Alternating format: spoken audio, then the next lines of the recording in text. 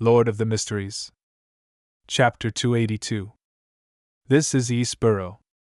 Inside the soon-to-be abandoned medical school building, Audrey suddenly felt adrift as she took a detour to leave the gathering which had just ended. She saw the familiar thick gray fog and the blurry figure situated in the center high above. This is a clue. Accompanying Mr. Fool's solemn voice were scenes that looked like a film reel, a colored one at that. A man who wasn't particularly muscular but was nearly 2 meters tall in height was wearing a black priest's robe and standing in the shadows. His light yellow hair was slightly curled, and his dark brown eyes were cold with malice. The corners of his mouth drooped slightly, making him look like a ferocious wolf. A clue? A clue to the bombing on East Borough's Daravi Street and Gavin's drowning? Is this the murderer? Audrey stared blankly for a moment before immediately coming to an understanding. Mr. Fool already has a clue. He's really impressive. No, he's omnipotent. After sighing to herself, she turned to look at Furs. As soon as Furs removed her mask and surgical cap and got into the carriage, she noticed Miss Audrey's slightly strange gaze. She immediately asked in puzzlement, "Is there something on my face?" "Nope." Audrey looked away and sat down before removing her disguise. Furs recalled the gathering and asked curiously, "Miss Audrey, why didn't you announce that you were purchasing the Spectator formula? You could have established contact with the psychology alchemists that way." She remembered that the generous Miss Audrey had remained silent most of the time and only sold some spirituality-infused materials and responded to buying other varieties accordingly. Audrey smiled faintly and said, "This is my first gathering in this circle. I think it's more important to observe and wait. I'm looking forward to the potion formula and even more so, the mystical items, but I told myself that there's no rush. It would be a better strategy to familiarize myself before taking action. This is also a professional habit of the Spectator pathway. Moreover, there were no beyonder ingredients like dark-patterned Black Panther spinal fluid or Spring of the Elves marrow crystals which Mr. World wishes to obtain."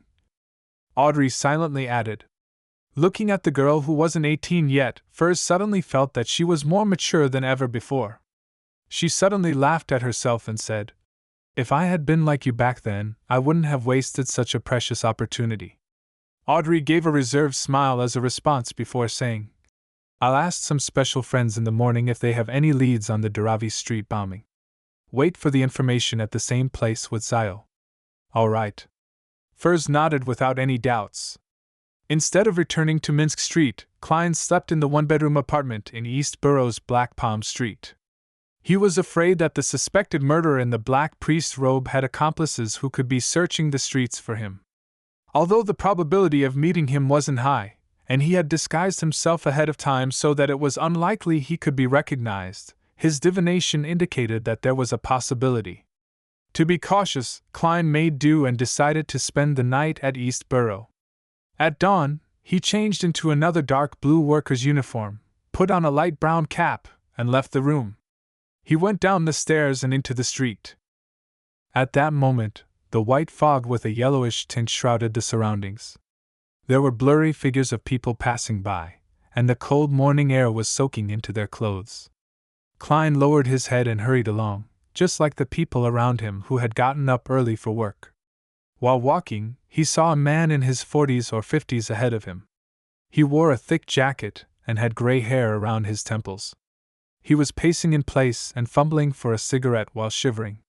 Finally, he took out a box of empty matches in his clothes' inner pocket. Just as he opened the matchbox, his right hand quivered, and the crumpled cigarette fell to the ground and rolled in front of Klein. Klein stopped, picked it up, and handed it to him. Thank you. I can't live without this old friend. There's only a few left." The man thanked him sincerely and accepted the cigarette. His face was pale, and he appeared to not have shaved for quite a while. Exhaustion was expressed without reserve from the corner of his eyes as he lamented, "I haven't slept for another night. I don't know how long I can last. I hope the Lord will bless me so that I can enter the workhouse today." "He's a homeless person who has been chased away," Klein casually asked. "Why doesn't the king and ministers allow all of you to sleep in the park?" Who knows? But to sleep in this kind of weather outside, it's very likely that you'll never wake up again. It's still better in the day, since you can find a warmer place. Sigh, but this will make us lack the time or strength to look for jobs. The man lit a cigarette and sucked at it delightfully, as though he had some of his strength restored, and he walked beside Klein. It was uncertain if his destination was at the end of the fog or somewhere deep into the fog. Klein had no intention of exchanging pleasantries and was about to speed away from him when he saw the man, who had spoken clearly, bend down and pick up a dark object from the ground. It looked like an apple core that had been nibbled clean. The man swallowed his saliva before stuffing the dirt-covered fruit core into his mouth. He chewed it until it was mashed up before swallowing it down with great familiarity. Nothing was left.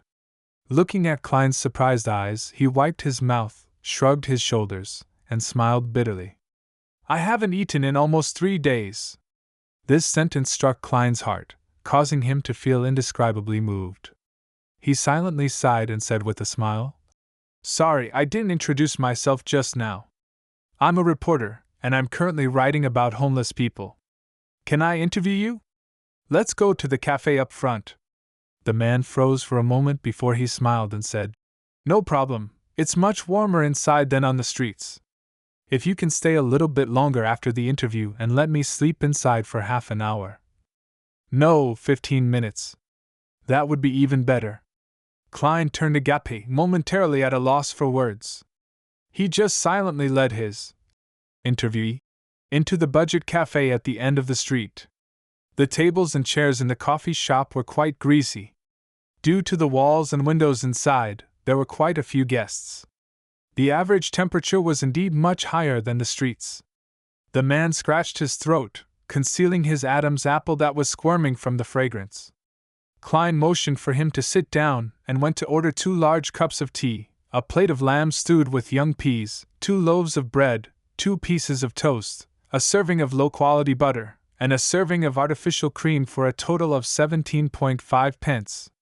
Have some food to eat. We'll have the interview after you eat your fill.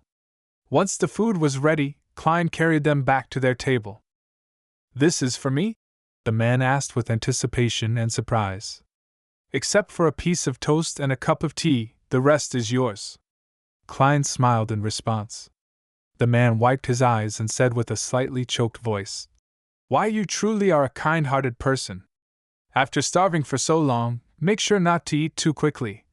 Klein warned. I know, I had an old buddy who died just like that.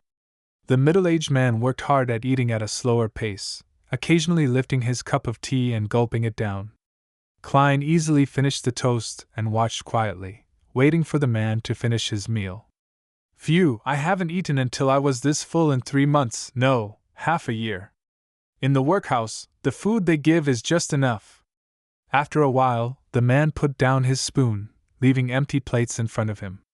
Pretending to be a journalist, Klein asked casually, How did you become a tramp? It was bad luck. I was originally a worker leading quite a good life. I had a wife, 2 cute children, a boy and a girl. But a few years ago, an infectious disease took them away, and I also stayed in the hospital for a long period of time, losing my job, my wealth, and my family in the process. From then on, I often couldn't find a job, and I didn't have any money to rent a house or buy food.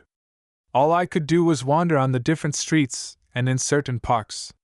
This made me very weak, making it harder for me to find a job. The man spoke with a hint of nostalgia and sadness in his numbness. He took a sip of his tea, sighed, and spoke again. I can only wait for an opportunity to enter the workhouse, but as you know, every workhouse only takes in a limited number of people. With good luck, and if I queue up in time, I can spend a few days in peace, recover my strength a little, and then find a temporary job. Yeah, temporary. Soon I'll be jobless again and the previous process will be repeated. I have no idea how much longer I can last like that. I should have been a good worker. Klein thought for a moment and asked, How many cigarettes do you have left? Not many left. The middle-aged man smiled bitterly. This is the last of my assets, the only thing I have left after I was chased out by the landlord. Hell, one can't bring them into the workhouses, but I'll secretly hide them in the seams of my clothes. I'll only take one out to smoke during my worst hardships so that I can have some hope. I don't know how long I can last, but let me tell you, I was a good worker back then. Klein wasn't a professional journalist, and was momentarily at a loss on what to ask. He turned his head to look out the window and saw faces with obvious hunger plastered across them. Some of them were relatively sober, and they belonged to the residents of East Borough. Some of them wore looks of numbness and exhaustion, nothing like that of humans. They were tramps. There is no obvious gap between the two, the former can easily become the latter. For example, the gentleman in front of me. When Klein looked back, he discovered that the man had fallen asleep, his body curled up on a chair. After a few minutes of silence, Klein went to pat the man awake and gave him a handful of copper pennies. This is the payment for the interview. Okay, thank you. The man didn't realize what was happening, and when Klein reached the door, he raised his voice and said, I'll go to a budget motel and get a bath, get a good night's sleep, and then get a job. At noon, Klein attended a party at the Sammers. There were 10 guests. There was apple juice with steak, roast chicken, fried fish, sausage, cream soup, lots of delicacies, 2 bottles of champagne, and a bottle of red wine. On his way back from the bathroom, he met Mrs. Stellan Sammer. He thanked her sincerely. It was a sumptuous lunch. Truly delightful. Thank you for your hospitality. It cost a total of £4.08 solely. The most expensive were the 3 bottles of wine, but they were all part of Luke's collection. He has a liquor cabinet. The pretty Mrs. Stellan smiled in response. Without waiting for Klein to speak, she said, You earned £10 from Mary's matter alone, and if you can keep up the good fortune, you'll soon be able to have a banquet like this. For people of our class, you have to invite friends once a month and also be invited by friends. Klein, who was already used to her mannerisms, obliged politely. Well, I'll have to wait till my income settles at £400 a year before I can be like you. Stellan immediately raised her chin slightly, and tried hard to make her smile faint. £430, it must be £430. Dock area, East Balham Dock, Workers' Alliance Tavern.